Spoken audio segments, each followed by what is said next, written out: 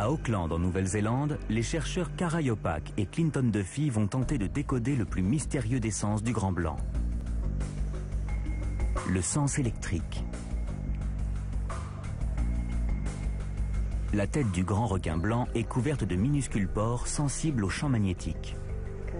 On voit très bien la substance gélatineuse conductrice qui tapisse les canaux. Ces ampoules de Lorenzini permettent aux requins de localiser ses proies en détectant les ondes magnétiques émises par leurs battements de cœur et mouvements musculaires.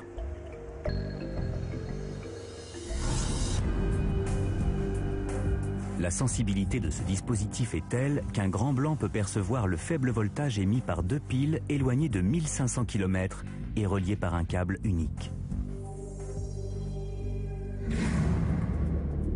Mais le sens essentiel au grand blanc, c'est la vue. Et les yeux de l'animal sont particulièrement exposés. Le grand blanc a une spécialité, l'espionnage éclair. Il est a priori le seul poisson à sortir la tête de l'eau pour observer le monde en surface.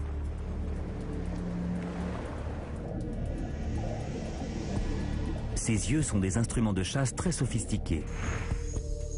À l'instar de bien d'autres grands prédateurs, il est équipé pour voir, même par faible luminosité. Les yeux d'un grand blanc sont dotés d'une couche réfléchissante appelée tapetum lucidum.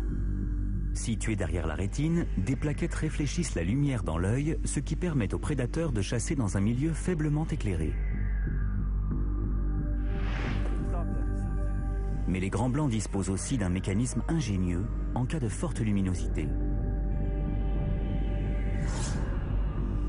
Les mêmes plaquettes se recouvrent d'une fine couche de pigments, offrant aux requins une paire de lunettes de soleil naturelles. Mais à chaque attaque, le requin risque une blessure à l'œil. Au terme de millions d'années, il s'est donc doté de systèmes de défense remarquables. Lorsqu'ils s'apprêtent à attaquer, les requins ouvrent une gueule béante et révulsent leur globe oculaire pour les protéger des coups infligés par des proies en détresse.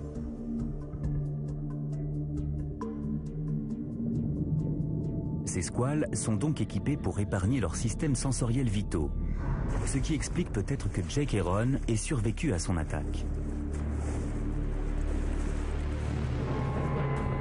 Pendant que le surfeur se débattait, le requin aurait pu facilement le dominer. Pourtant, Jake a survécu. Comment ce prédateur géant a-t-il pu perdre la bataille? La réponse est surprenante. Les grands blancs échouent souvent. Des études menées en Afrique du Sud ont montré que, en moyenne, les grands blancs manquent leur but plus d'une fois sur deux.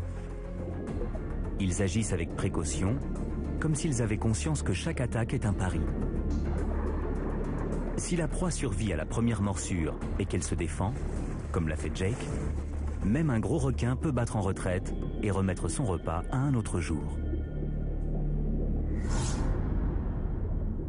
Les grands blancs savent donc se protéger pour conserver leurs facultés sensorielles essentielles, en particulier leur vue. Mais que voit-il au juste?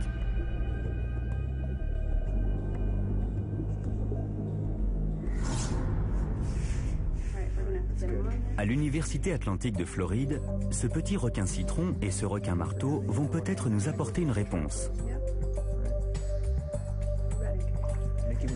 Retourne-le la tête en bas, un petit instant. Le professeur Steve Kaijura et son assistante Mickey Macomb mènent une expérience hautement technologique pour étudier le champ de vision du requin. D'abord, ils plongent le requin citron dans un bain d'anesthésiant pour l'endormir. Un minuscule tuyau permet d'envoyer en continu de l'eau sur les branchies. L'injection d'un colorant bleu confirme que le requin respire bien. Ce qu'on a découvert jusqu'à présent, c'est que les requins voient plutôt bien. Ils ont d'ailleurs une excellente vue en milieu faiblement éclairé. Si on devait le comparer aux autres poissons, je dirais que les requins voient aussi bien, voire mieux que les autres. Ça a l'air bien, très bien. Les grands blancs sont bien trop gros pour être soumis à de telles analyses. Les chercheurs ont donc recours à des requins de moindre gabarit, puis extrapole les résultats au grand blanc. Ça m'a l'air bon. Pour déterminer ce que voient les requins, les chercheurs placent un câble sur la cornée pour enregistrer les impulsions électriques renvoyées au cerveau par des photorécepteurs. 3, 2, 1, c'est parti. La lumière s'est allumée. On a une réponse nette de la part des photorécepteurs. Et ça augmente de plus en plus avec le temps. Là, on voit le moment où la lumière s'est éteinte. Les photorécepteurs diminuent jusqu'à une stimulation inexistante. Le faisceau lumineux se promène sur l'œil pour prendre des dizaines de mesures, élaborant une véritable carte en 3D du champ de vision de ce requin. Mais pour imaginer l'étendue de la vision d'un grand blanc, l'équipe a besoin du requin marteau. En recueillant des données sur les yeux écartés de ce requin et en les comparant aux yeux plus rapprochés du requin citron, les chercheurs peuvent produire une estimation de ce que voient les yeux très rapprochés du grand blanc.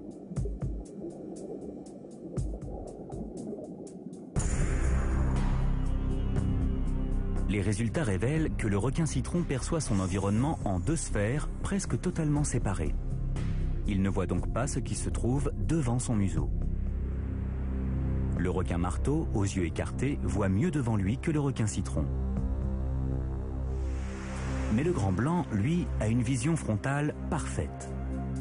Il partage avec l'homme une vision binoculaire, ce qui lui confère une excellente perception de la profondeur et un talent particulier pour la chasse.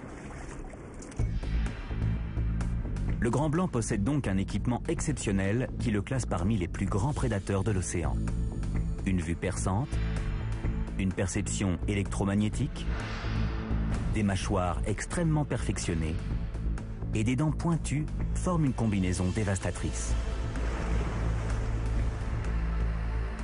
Mais la puissance légendaire du grand blanc est parfois surestimée. Ce Néo-Zélandais va bientôt découvrir combien un face-à-face avec un grand blanc peut être terrifiant. Mais son histoire permet aussi de lever le voile sur le célèbre odorat du grand blanc.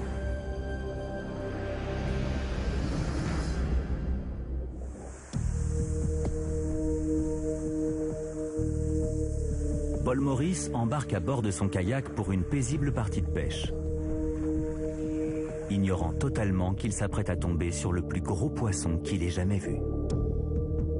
Ici, en Nouvelle-Zélande, la pêche est bonne. Un vivano mord à l'hameçon. Mais soudain, il se fait mordre à son tour. J'ai vu une ombre gigantesque qui s'approchait, remontant des profondeurs. Le poisson qui s'approche de Paul est le plus gros spécimen que le pêcheur ait jamais croisé. Un grand requin blanc largement plus imposant que son kayak de 4 mètres de long. Le requin m'est passé devant très lentement, comme pour m'observer, et puis il s'est éloigné. Paul estime la taille du requin à environ 5,50 mètres, ce qui correspond à un poids de près d'1,5 tonne. Le squale, manifestement intéressé par les images du kayak qu'il voit, les sons qu'il entend et les odeurs qu'il sent, revient pour l'examiner une nouvelle fois. Paul attrape son couteau pour couper la ligne et jeter le poisson sanglant au loin. Mais il s'entaille la jambe et son sang se répand dans l'eau. Pendant la demi-heure qui suit, Paul est pris au piège. L'énorme requin enchaîne lentement des 8 sous le kayak, examinant sans se presser l'étrange créature à la surface. À bout de nerfs, il tente de s'éloigner en pagayant. Mais le requin n'en a pas fini avec lui.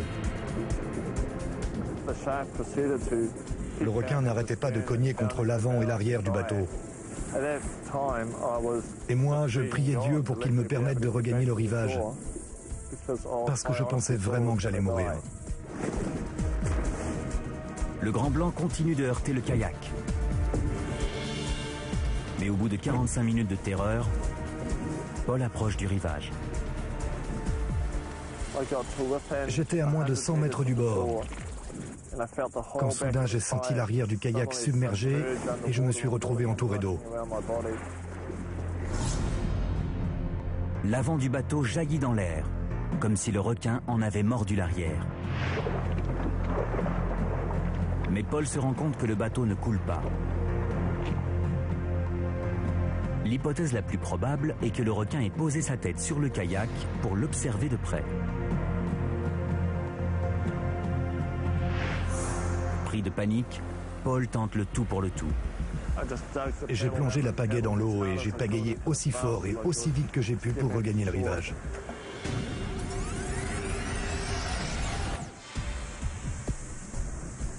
Cet incident révèle des informations surprenantes sur le système sensoriel et musculaire du grand blanc. Lors de la mésaventure de Paul, l'odeur de poisson fraîchement pêché et de sang humain s'est répandue autour du kayak. Nous savons qu'il s'agit d'un puissant appât pour le grand blanc. En Floride, le professeur Steve Kaijura et son assistante Tricia Meredith veulent déterminer quelle est l'odeur la plus irrésistible pour le requin. Ils endorment ce requin citron. Par le biais de tubes en verre, ils lui envoient différentes odeurs dans le nez. On a toutes les senteurs alignées ici. Les chercheurs pourront ainsi évaluer à quelle odeur l'animal réagit le plus. Le premier essai est réalisé avec du calmar, un plat que s'offre régulièrement ce requin citron. On a mis un bout de calmar dans de l'eau. L'eau contient donc des sucres. On lui donne régulièrement du calmar, plusieurs fois par semaine. Donc ça devrait le stimuler. Préviens-moi quand tu seras prête. C'est bon. C'est parti. Ah, regarde, une réaction importante au calmar. L'ampleur de la réponse est importante, donc il réagit vraiment au calmar. Cette fois, c'est un bout de crevette qu'on a mis dans de l'eau, dans laquelle les sucres se sont diffusés. On va prélever un petit échantillon de ce liquide. C'est bon. Ok. Oh, regarde. Wow. Encore une réaction importante. Le requin citron réagit clairement à l'odeur de sa proie. On voit la ligne de base qui monte. Mais qu'en est-il du sang humain? On va voir maintenant comment le requin réagit au sang humain. J'ai pris un peu de sang que j'ai mélangé à de l'eau de mer. On va voir ce qui se passe.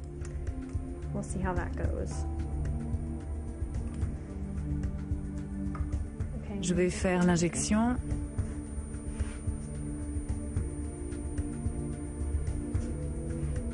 Et c'est parti. Regarde, il y a une réaction significative. Ce n'est pas énorme, mais il y a quelque chose.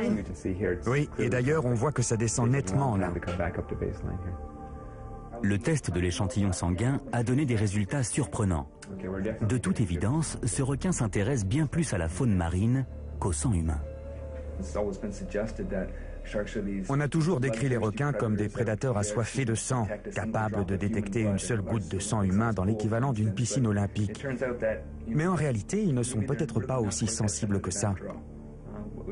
On vient de voir que le sang humain déclenchait une réaction beaucoup moins importante que les proies naturelles du requin.